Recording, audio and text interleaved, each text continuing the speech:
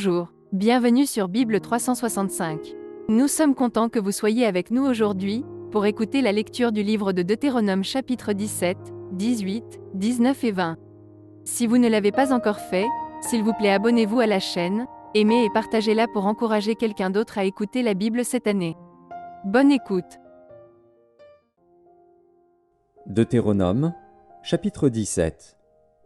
Tu n'offriras en sacrifice à l'Éternel, ton Dieu, ni bœuf, ni agneau qui ait quelque défaut ou difformité, car ce serait en abomination à l'Éternel, ton Dieu.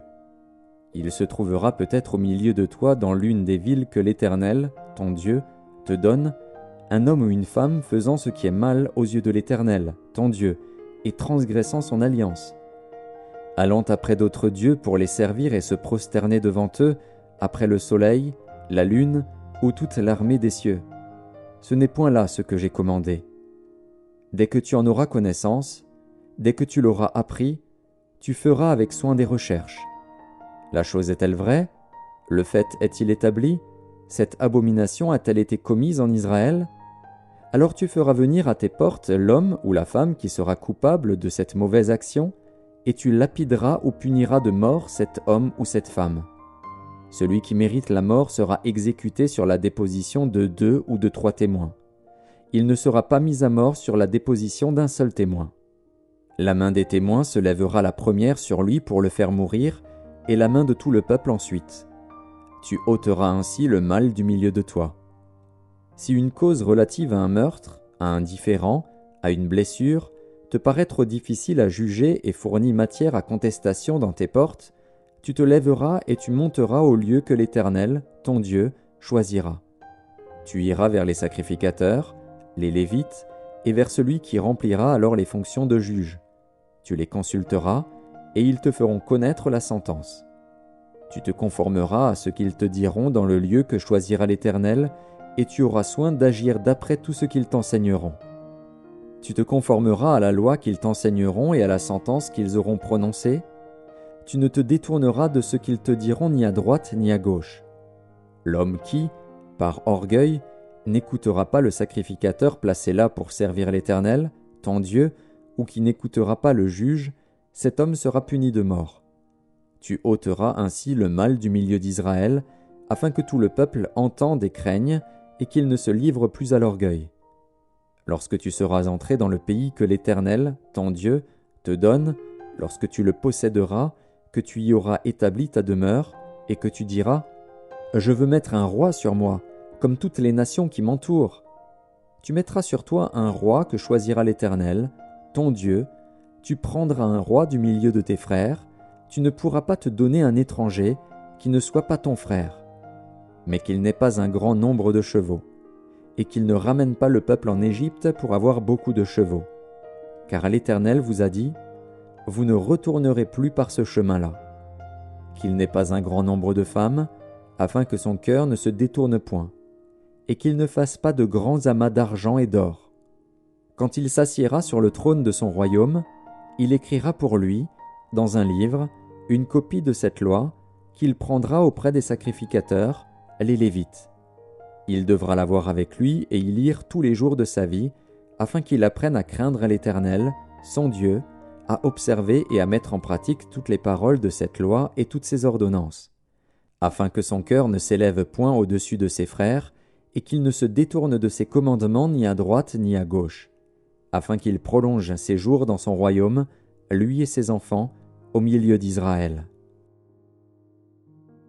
Deutéronome, chapitre 18. Les sacrificateurs, les Lévites, la tribu entière de Lévi, n'auront ni part ni héritage avec Israël. Ils se nourriront des sacrifices consumés par le feu en l'honneur de l'Éternel et de l'héritage de l'Éternel. Ils n'auront point d'héritage au milieu de leurs frères. L'Éternel sera leur héritage, comme il le leur a dit. Voici quel sera le droit des sacrificateurs sur le peuple, sur ceux qui offriront un sacrifice, un bœuf ou un agneau. On donnera au sacrificateur l'épaule, les mâchoires et l'estomac.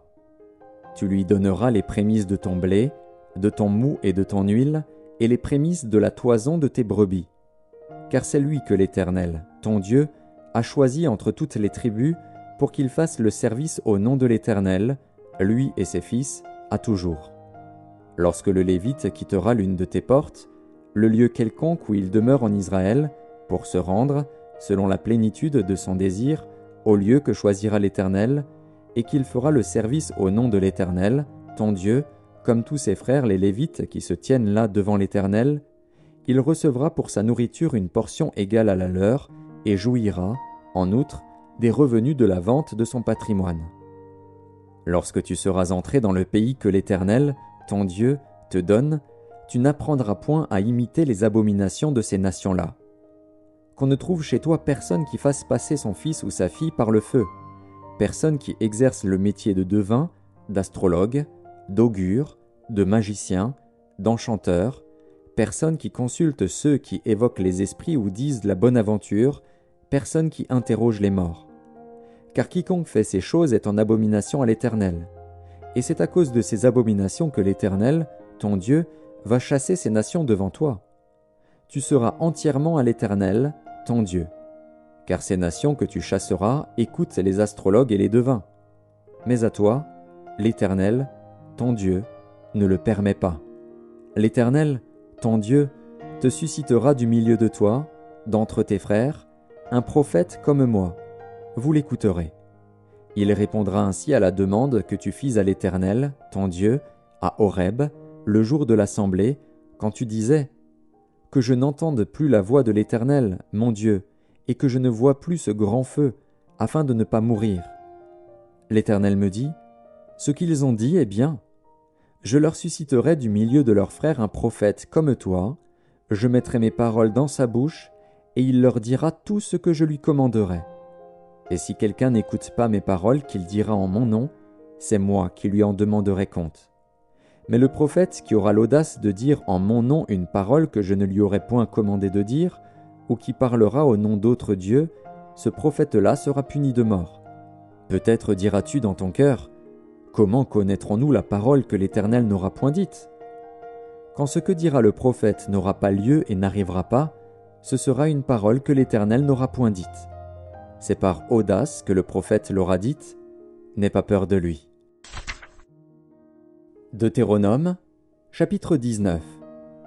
Lorsque l'Éternel, ton Dieu, aura exterminé les nations dont l'Éternel, ton Dieu, te donne le pays, lorsque tu les auras chassées et que tu habiteras dans leurs villes et dans leurs maisons, tu sépareras 3 villes au milieu du pays dont l'Éternel, ton Dieu, te donne la possession.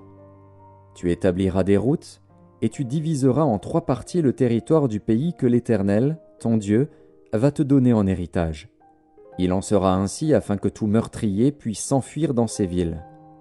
Cette loi s'appliquera au meurtrier qui s'enfuira là pour sauver sa vie, lorsqu'il aura involontairement tué son prochain, sans avoir été auparavant son ennemi.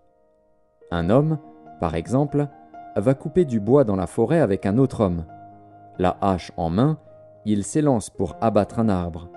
Le fer échappe du manche, atteint le compagnon de cet homme et lui donne la mort. Alors il s'enfuira dans l'une de ces villes pour sauver sa vie, de peur que le vengeur du sang, échauffé par la colère et poursuivant le meurtrier, ne finisse par l'atteindre s'il y avait à faire beaucoup de chemin, et ne frappe mortellement celui qui ne mérite pas la mort, puisqu'il n'était point auparavant l'ennemi de son prochain. C'est pourquoi je te donne cet ordre, tu sépareras 3 villes. Lorsque l'Éternel, ton Dieu, aura élargi tes frontières, comme il l'a juré à tes pères, et qu'il t'aura donné tout le pays qu'il a promis à tes pères de te donner, pourvu que tu observes et mettes en pratique tous ces commandements que je te prescris aujourd'hui, en sorte que tu aimes l'Éternel, ton Dieu, et que tu marches toujours dans ses voies, tu ajouteras encore 3 villes à ces 3-là, afin que le sang innocent ne soit pas répandu au milieu du pays que l'Éternel, ton Dieu, te donne pour héritage, et que tu ne sois pas coupable de meurtre. Mais si un homme s'enfuit dans une de ces villes, après avoir dressé des embûches à son prochain par inimitié contre lui, après l'avoir attaqué et frappé de manière à causer sa mort, les anciens de sa ville l'enverront saisir et le livreront entre les mains du vengeur du sang, afin qu'il meure. Tu ne jetteras pas sur lui un regard de pitié, tu feras disparaître d'Israël le sang innocent, et tu seras heureux. Tu ne reculeras point les bornes de ton prochain, posée par tes ancêtres, dans l'héritage que tu auras au pays dont l'Éternel, ton Dieu, te donne la possession. Un seul témoin ne suffira pas contre un homme pour constater un crime ou un péché, quel qu'il soit. Un fait ne pourra s'établir que sur la déposition de 2 ou de 3 témoins. Lorsqu'un faux témoin s'élèvera contre quelqu'un pour l'accuser d'un crime, les 2 hommes en contestation comparaîtront devant l'Éternel, devant les sacrificateurs et les juges alors en fonction. Les juges feront avec soin des recherches. Le témoin est-il un faux témoin? A-t-il fait contre son frère une fausse déposition?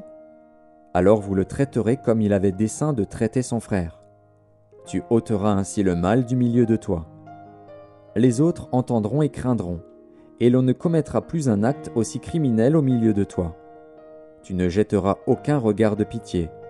Œil pour œil, dent pour dent, main pour main, pied pour pied. Deutéronome, chapitre 20. Lorsque tu iras à la guerre contre tes ennemis, et que tu verras des chevaux et des chars, et un peuple plus nombreux que toi, tu ne les craindras point. Car l'Éternel, ton Dieu, qui t'a fait monter du pays d'Égypte, est avec toi. À l'approche du combat, le sacrificateur s'avancera et parlera au peuple. Il leur dira : « Écoute, Israël, vous allez aujourd'hui livrer bataille à vos ennemis. Que votre cœur ne se trouble point. Soyez sans crainte, ne vous effrayez pas, ne vous épouvantez pas devant eux. Car l'Éternel, votre Dieu, marche avec vous, pour combattre vos ennemis, pour vous sauver. » Les officiers parleront ensuite au peuple et diront : « Qui est-ce qui a bâti une maison neuve et ne s'y est point encore établi? Qu'il s'en aille et retourne chez lui, de peur qu'il ne meure dans la bataille et qu'un autre ne s'y établisse. Qui est-ce qui a planté une vigne et n'en a point encore joui? Qu'il s'en aille et retourne chez lui, de peur qu'il ne meure dans la bataille et qu'un autre n'en jouisse. Qui est-ce qui a fiancé une femme et ne l'a point encore prise? Qu'il s'en aille et retourne chez lui, de peur qu'il ne meure dans la bataille et qu'un autre ne la prenne. » Les officiers continueront à parler au peuple et diront : « Qui est-ce qui a peur et manque de courage?